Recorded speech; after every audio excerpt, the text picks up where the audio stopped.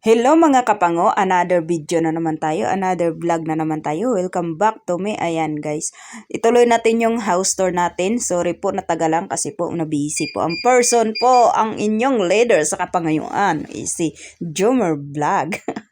Char. So ayan ga. Ayan mga kapango, pagpasok mo pa lang makikita mo na yan. Makikita mo na yan.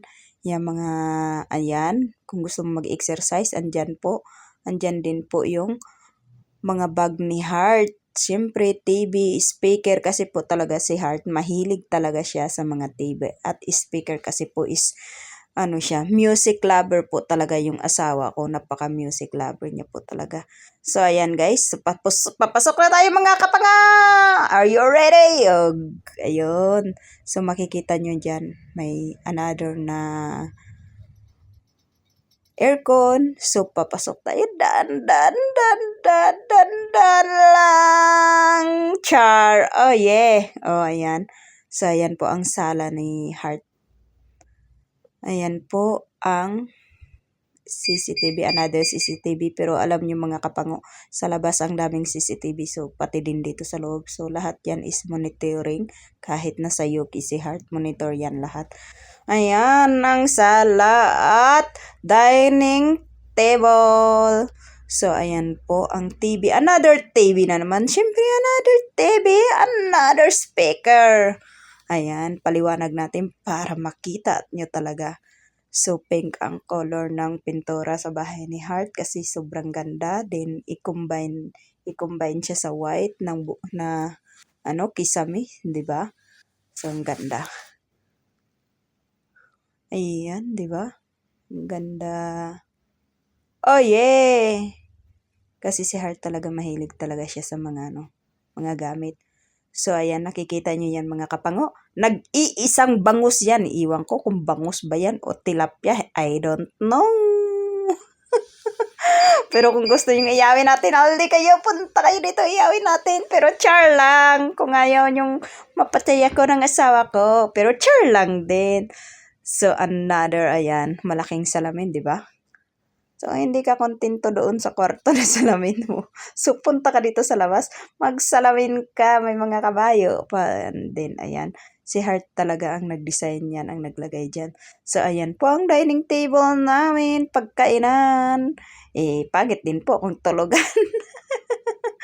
So, ayan. Dalawa lang kami ni Heart, pero itong bahay na to sobrang laki na para sa amin, di ba? Siyempre, may mga bisita, limbawa, pamilya niya, pamilya ko, pupunta dito. So, di ba? Hindi na kailangan ng malaking bahay, guys. Ang importante is masaya kayong magsasama sa bahay, di ba? Ayun, nagkakaintindihan, nagmamahalan, at may respeto sa bawat isa. So, ayun, mga kapango. Kita nyo yan, di ba? Parang, parang alam niyo yun, yung sa mga sayawan na ba yun? Bar. So, ayan. Pinagawa talaga yan ni Heart. Puro wine yan. Kung gusto mo talaga maglasing, hala, punta ka rito sa bahay ni Heart. So, ayun. Makikita niyo dyan, yung rep, another aircon. Ayan din po. Another cabinet para sa mga gamit. Ayan, andyan po yung mga gamit ko sa pagninegosyo ko sa Mingoshe. So, another TV sa taas ng CR. Kita nyo yung guys, CR po yun. So, ayan, dito na tayo sa kusina, mga kapanga! O, di ba? Another CCTV, another aircon. So, ayan. Color black din po ang cabinet dyan, guys. Kasi nga po, is kitchen po tayo. So, yun.